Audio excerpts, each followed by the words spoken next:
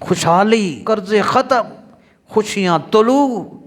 سورہ اعراف آیت نمبر 96، اللہ پاک نے ارشاد فرمایا وَلَوْ أَنَّ أَهْلَ الْقُرَىٰ آمَنُوا وَاتَّقَوْا لَفَتَحْنَا عَلَيْهِمْ بَرَكَاتٍ مِّنَ السَّمَاءِ وَالْأَرْضِ۔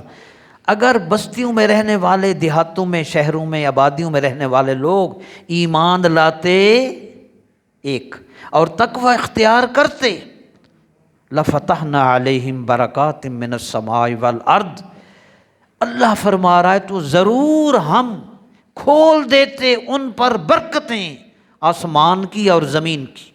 ایمان اور تقوی کی وجہ سے رحمت الہی کا دریا جوش میں آتا ہے اور ہر جانب سے، ہر طرف سے خیر و برکت کی فراوانی ہو جاتی ہے۔ زمین اپنے پوشیدہ خزانوں کو اس انسان کے قدموں میں ڈھیر کر دیتی ہے اور آسمان اپنی نعمتوں اور برکتوں کو بے حساب نچھاور کرتا ہے۔